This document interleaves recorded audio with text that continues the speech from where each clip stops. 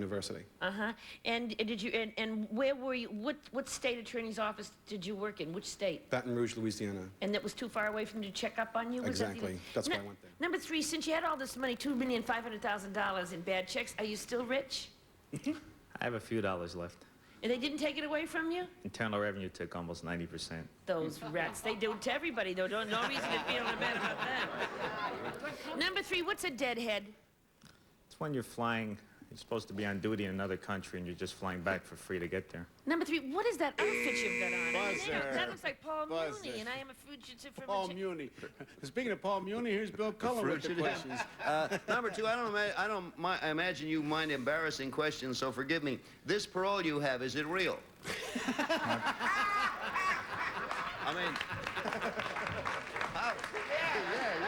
My parole? Yes, sir. Yes, it expires in 1981. I'm just asking because how are we to know this is really a parole you have? Number 1, you said, it is stated here, Joe said, in no time at all, I was a co-pilot. For the record, can I clear something up? Were you a co-pilot in the cockpit of an airplane? Not actually, no. And were you number 2? No, not And actually. number 3? No. Good. That's a relief for all of us who must from time to time. That is certainly true. What you did, number 3, was just utilize the privileges that a co-pilot gets as far as flying for nothing and That's things right, like the that. special treatment and the fact that I could sit up with the pilot and co-pilot while we were flying. When you were doctor number 3, did you make house calls? Never did. See there, that's a real good imitation. If you get... Okay, that means now our game is over and it is time to vote. They must mark their ballots, no consultation, no change. And do you think it's number 1? Or do you think it's number 2? Or do you think it's number 3? We pay $50 for each incorrect answer, $500 if all the answers are wrong. The votes, and Kitty, you got us started. How did you vote? Well, it's very difficult because number 1 has that sweet, honest, open face that any mother would love. Number 2 looks like a serious fellow you trust as a doctor or a resident. But number 3 seemed to know all the answers about deadheading and the Internal Revenue and all that. So I voted for number 3. Number 3. All right, let's go to see how Nipsey voted now. Well, usually I find that when you're flying false colors, the less you say, the better chance you have of getting away with it. Number 3 kind of laid back, and Okay. one phony knows another when he sees me. One phony knows another. All right, let's go to Peggy. How did you vote, Peg? Well, I didn't go along with the crowd. Number 3 knew about deadhead and the Internal Revenue, but practically everybody does. Now look at number 1. He almost looks like a priest. I mean, he could fool anybody. That's what I said. You just gave him a new idea. Nipsey said he just got a new idea. All right, Bill Cullen, how did you vote? Well, I don't know. I went along with the other votes. Number 3, he looks like the kind of guy who could talk me out of anything that I still have. All right, I don't know if I said it, but $50 for each incorrect vote. If all the votes are wrong, it's $500. I just thought I'd say that, guys. Oh, dear. Oh. Okay. Here we go. Now, will the real Frank William Abagnale please stand up? Strike 3, folks.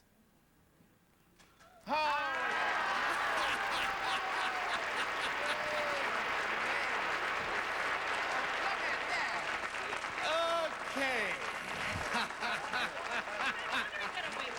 $500. They did it. They did it. Now, If he fooled the doctors and the lawyers and the bankers, what chance did we have? that's right. Hey, you're still good at your racket. But I tell you, it was a team effort. I want you to listen carefully and closely to what the imposters do. Number 1, very loudly and very clearly, what is your name and what do you do? I have to tell the truth. Yeah. Yes.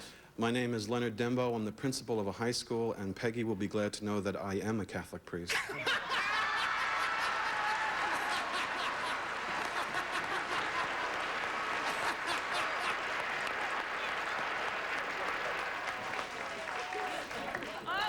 That gives me the shivers. Wait till number 2 has to go to confession to him backstage. That's the thing. Let's find out who number 3 is, who got 3 votes. What is your name and what do you do? My name is Richard Lawrence. I'm president of Law Enforcement Associates. We manufacture police equipment and lie detectors.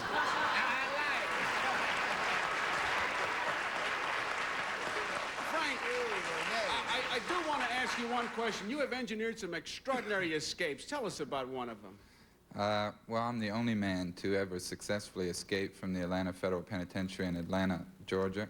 How? Since it's impossible to get over the walls or to come out physically, I impersonated a federal prison inspector and walked out of the prison.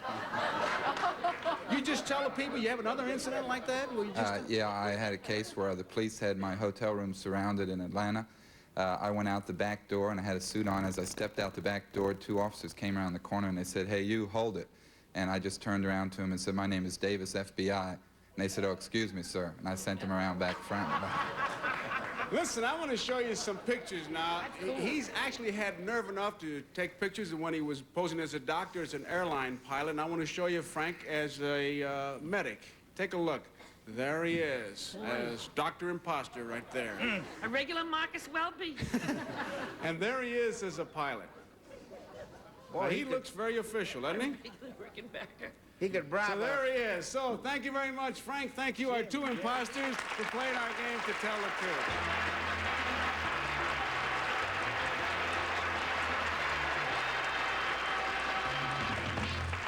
Well, how about that one? Well, hockey fans among you know that the New York Islanders have become a real good hockey team. And we're going to, well, in fact, so good they have one of their coaches is a woman. And we're going to meet her in just a minute. Number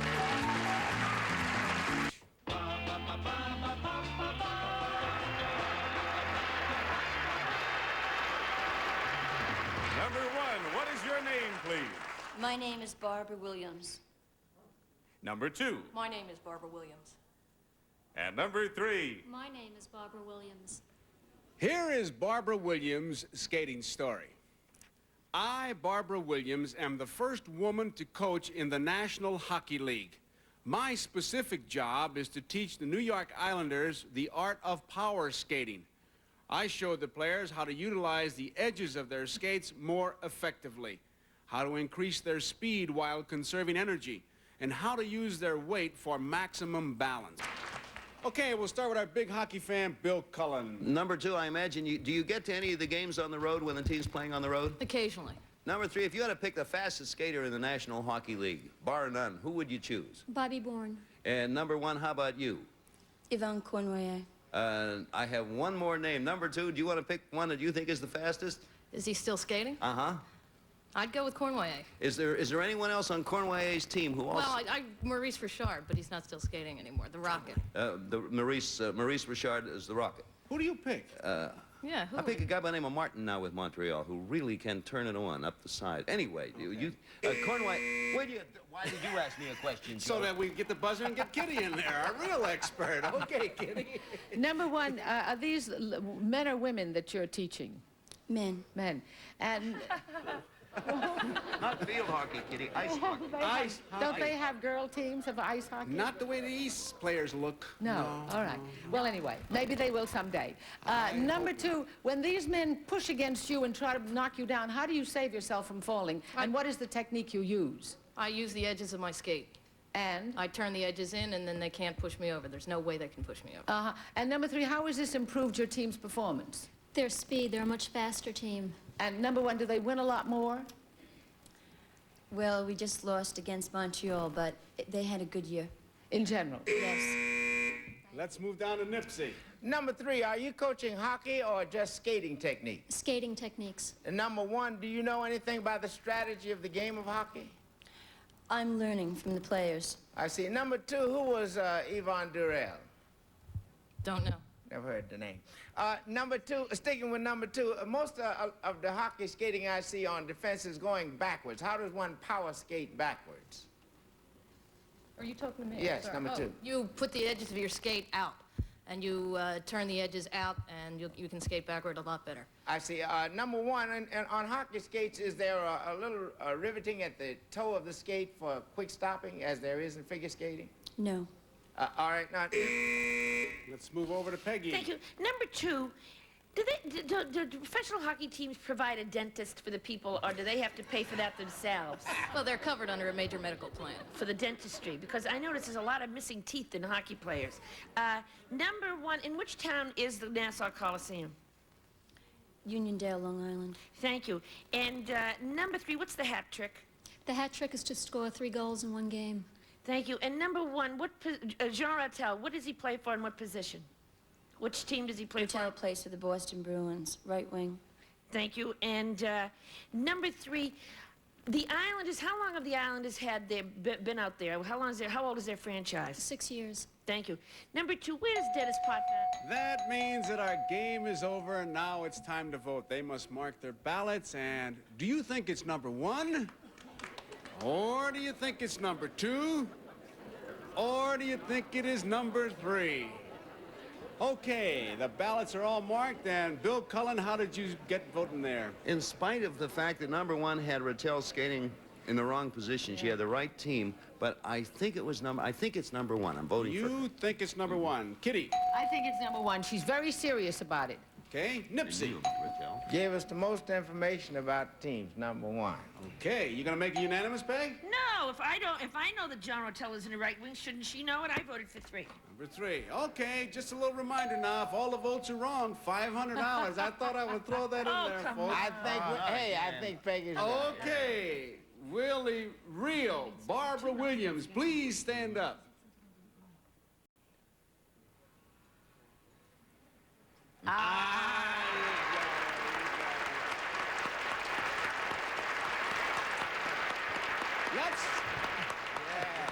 Let's find out who the imposters are. Number 2, what is your name and what do you do? My name's Patricia Hamilton, and I'm director of the Hamilton Gallery of Contemporary Art in New York City. I knew that. Number 3, what is your name and what do you do? My name is Regina Henry, and I'm Advertising and Public Relations Manager of the Plaza Hotel. Who's that guy? He asked me. Barbara, since most of the players are Canadians and they grow up actually on ice skates and they're pretty good skaters, what kind of a selling job did you have to do to get the job? How could you convince them? Well, first of all, most hockey players have never had a skating lesson in their lives. You know, even the Canadian players, they've had a lot of opportunity to skate, but they maybe they're skating with the wrong shoulder or not having their body in the right position or not really using the edges, getting the most out of the thrust of their skates. So I started working with Bobby Nystrom, and some of the other players came along. And I guess seeing that I could skate right alongside of the players and that I could excel doing certain exercises convinced them. And the certain players that I have worked with did excel in balance or... Once you proved you could do it, they just went right along, huh? Yeah, I never great. had a problem. I know being blonde and everything, but they never That gave didn't me a hurt problem. your chances at all, Barbara, I'll tell you that. But we thank you for playing To Tell the Truth, and thank you, our 2 imposters. Thank you very much, ladies.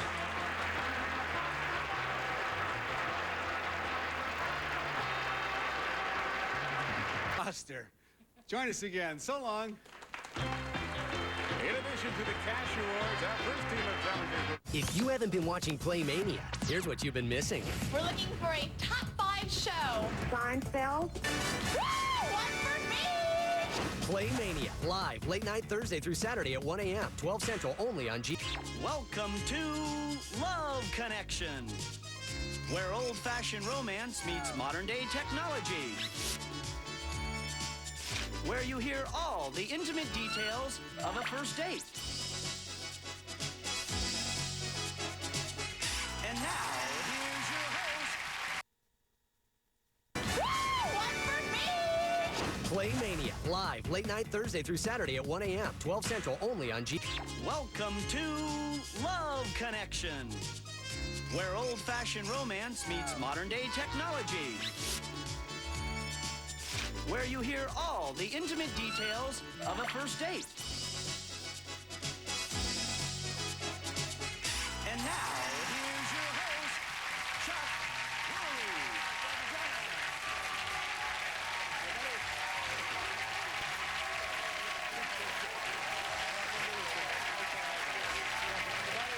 Let's get started on meeting our first guest. He admits that he's a little hyper and kind of crazy. Considers himself a ladies' man.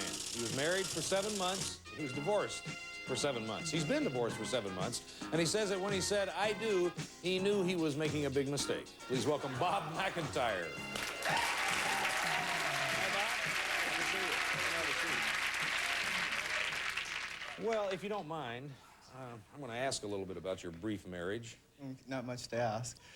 but go for it. Well, maybe there's not much to tell. Yeah, no, what happened was we met on the phone and so forth, and met her at a laundromat that night. A few weeks later, we got married. A couple weeks after that, we got in the newlywed game. And from there, it went all downhill, and a few months after that, we got a divorce and so forth. So, and I always did want to go on your show anyways. You what? I always wanted to be on Love Connection. Oh, yeah. Kind of a TV romance you got going here. Yeah, really. Well, I tell you what, let's bring everybody up to date on what happened yesterday. We showed the audience Bob's 3 choices. They voted on which one they thought would be best for him. We're going to take a look and catch up. First, there's Jackie. She says that she often meets men when she's looking her worst. Patty, when she doesn't have a date, she likes to stay home and curl up with her cat in front of the TV. Wendy thinks a good way to meet a man is to ask him to dance.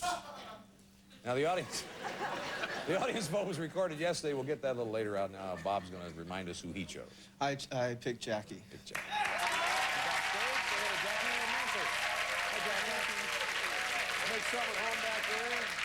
We'll get down to business.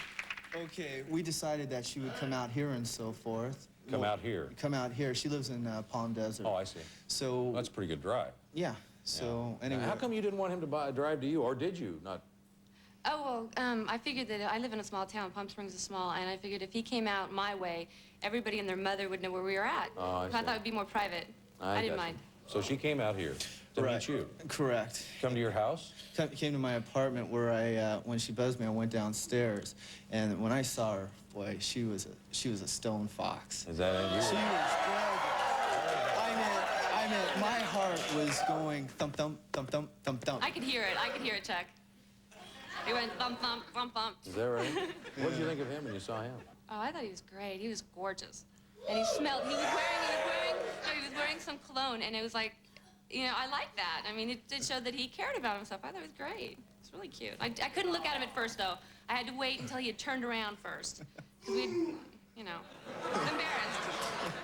So things are going pretty good. Oh, well, now you guys have got to be real excited. Now what happened? So anyways, we went to Universal Studios. What'd you go do over there? Did you go to the tour? Yeah, we went on the tour and so forth. And then afterwards, we came back to my apartment where, if it went good, I was going to take her up to meet my parents and so forth. Okay. But, no, so before I called them, you know, gave her first kiss. You did? Yeah. Yeah. How did that... Tell me how that came about, Jackie. The kiss? Yeah. Oh, the kiss was great. We were sitting on his sofa, and, you know, we kissed a little bit, but then he showed me a videotape. Yeah, no. He showed me the tape of the newlywed game that he had been on with his wife. And I couldn't believe that was his wife, first of all. And then he was such a jerk. I mean, he cut down on her so bad. And I told him, I said, you were a jerk. I mean, that's ridiculous. That's the worst I've ever seen. And he said that, you know, I'd never want to go out with a guy like that anyways. And he said that he had changed in the last year. I think he did. Yeah. So now what happened? So anyways, we drove up to my parents' house, and where my mom absolutely adored her. Thought she Mom was wonderful. so nice. She thought she was wonderful. Yeah. So, Yeah, we ended up talking most of the time. We went aside and we ended up talking. About him, of course, but it was nice. Good. Okay. So now what happened? so anyways, then we went to a restaurant in Malibu where we had a window seat, and that literally you can see the waves crashing and so forth. He had to fight for that window seat, by the way, and I was impressed. I thought that was real nice. He did fight for it. Yeah. So it's very romantic, I'm assuming. So now, yeah, go through dinner. So anyways, we went back to my apartment, and, you know, we cuddled on the couch and did a few more kisses and so forth, and, since, you know, I knew that I wanted to see her again and so forth, and I wanted to be a gentleman. And what time are we talking about? Oh, God, we're talking about 12:30, 12:30, and she's got to drive back to Palm Desert. I called him, he made me Which, call by the way, him when I for got folks home. around the country, Palm Desert from Los Angeles is about 2.5 hours? An hour and a half for him, yeah. Oh. Well, so how'd the date end? Well, it ended where we departed and so forth. Gave her a nice big hug and a kiss, but I just couldn't. I mean, my heart. Well, now people call me Thumper because my heart goes thump thump thump thump thump thump thump thump. Every time you think about it. Every time I think about her, they call me Thumper. And she's now. way down in Palm Desert. Yeah. Oh, yeah. She is. But I'll tell you, Well, the now, drive's worth it. How does he compare to other men that you've dated recently, Oh, Jackie? there's no comparison. The guys that I've dated have been imbeciles, I think is a good word Oh. for it. But Terribly sorry to hear that. Such a sweetheart. He's been a total gentleman, and he's been great. I've had a great time with you. Let's take a look and see who the audience picked for you. Sound like this one pretty well. They picked Jackie, 67. If you'd like another date with her, we'll pay for it. Is that all right with you, Jackie? I'm ready. Yeah, come on out.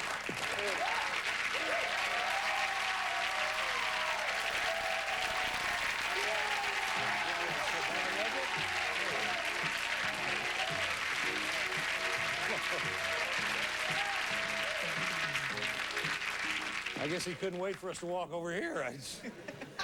Yeah. Thank you very much for coming on the show. Thank you very much. Thank you. Stay in touch and let us know how you're doing. yeah. We will. We will. Okay. Gonna come back to the next couple.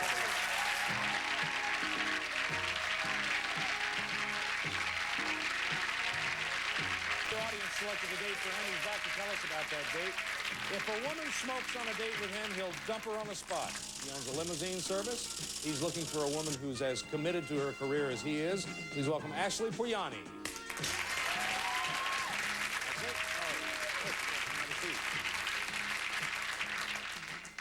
So how are you going to know if a woman is committed to her career?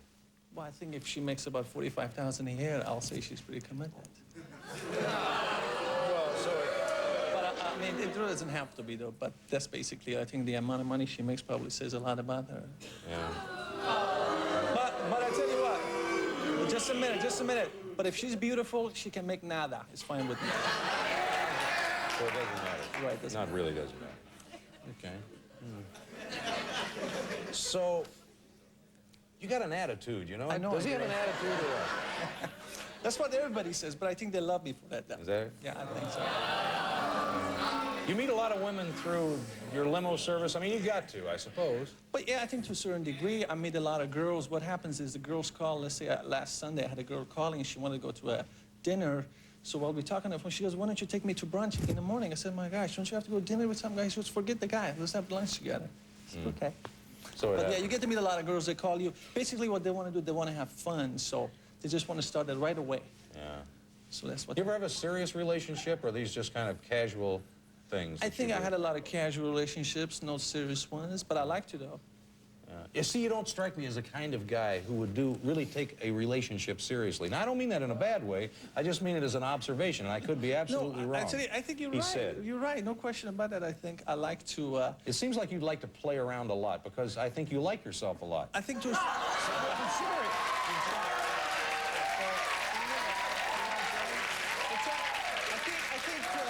think to a certain degree you may be right. I think to a certain degree you're right, but you know what happens is as you grow, you get to know yourself a little better. You realize, you know, I think there's plenty of time to get serious. I think you should have fun while you can, and when it's time to get serious, well, you get serious. I don't see any problem with that. Well, let's, I tell you what, Ashley agreed to let their audience choose his date, and they did that. We're going to show everybody the 3 women that they had to choose from. First, there was Victoria. Now, she dates about 4 times a week, and she says that basically, if a man's working, she'll go out with him. He's got a job, I guess. Next, there's Eamon. She sometimes has trouble keeping men around after they meet her at Pitbull Cracker, excuse me. This is Brenda. She says that she's the one who usually asks for the phone number. Now, the audience picked one of those women for Ashley, and we're going to meet her right after this message, and we'll do it in 2 and 2.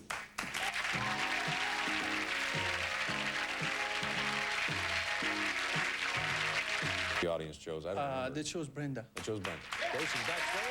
Say hello to Brenda. Hi, Brenda. How are you? Good. Make yourself at home back there, and Ashley will start us off. I gave her a call and I told her let's meet in Laguna Beach, and she said she's never been there, so that was... In Laguna Beach? Right. Oh, that's kind of nice. What a nice surprise for her. What sort of plans did he have for this date, Brenda? Well, actually, he made it sound like it was going to be really, exciting. He said he had a bunch of surprises for me, and which I was looking forward to. He said the one thing he could tell me, though, is that he was going to take me to an exquisite French cuisine where the maitre d' would do us up fine.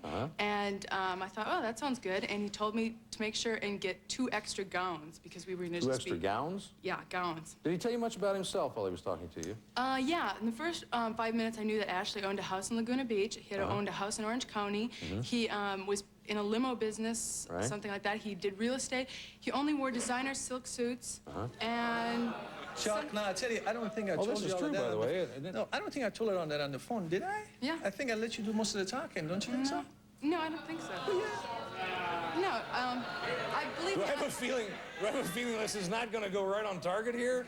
Well, now, tell me what happened. I don't want to get ahead of what's going on. That's fine. We met at Laguna Beach about 11 a.m. and she showed up and she was dressed somewhat conservative for what I say for being meeting on the beach. She had this black dress gown that was really conservative with this cut-off boots, real, you know, just black boots. Do you think she misunderstood what you said? Because she said bring a couple of gowns. So. Well, I meant for later on in the evening, but I mean, I tell you, she was very conservative and that's my first impression of her. That she was conservative. To a certain degree. What did you think of him in person, Brenda? He's an okay-looking guy. You know, he's a good-looking guy. Not the type I actually usually go for, but I usually go for more the creative types, the, you know, musicians, writers, actors, that type. But he's a good-looking guy. She's pretty attractive, don't you think? Yeah, she's pretty attractive. I never questioned that. So we proceed. We go to a party a friend of mine had in Anaheim Hills, a really nice party. I did not anticipate that we're going to have so much food and so much things happening. I thought it would be a smaller party, so I took her there.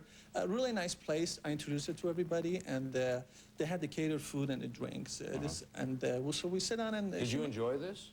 The people were very nice, but you know, the majority of the day was spent sitting at a picnic table, eating picnic food and talking real estate, which, you know, wasn't really exciting, but you know. Well, was he talking real estate to you? Is this how the date? No, I was actually talking to a lot of other people. You know, he wasn't saying too much to me, so I was kind of talking to everybody else, and they were really nice, though. So after the picnic, what do you do? Well, no, Do you feel like you were kind of leaving her out? I get the impression that she felt that way. I don't think I left her out, but basically what she was telling people that she had a little patio in her apartment in Venice, and they had a garage, and as if these people really cared, because, you know, they got a big house. I mean, it doesn't matter to the people. Well, just a minute. Then she tells them that she tells the people that she has a master's degree, right? And then they ask her, well, what do you do? She goes, well, I sell T-shirts. And I just told myself, what a waste of a master's degree to have a master's degree and sell a T-shirt. So now after the picnic, what do you do? After the picnic, we start eating around 12:31, and this is about 4 o'clock. She ate plenty, and so did I, actually. So we get back in the car. As I'm driving down, she reclined her seat. As soon as she got in the car, she reclined her seat all the way back, as if she known me for years, right? I mean, you do that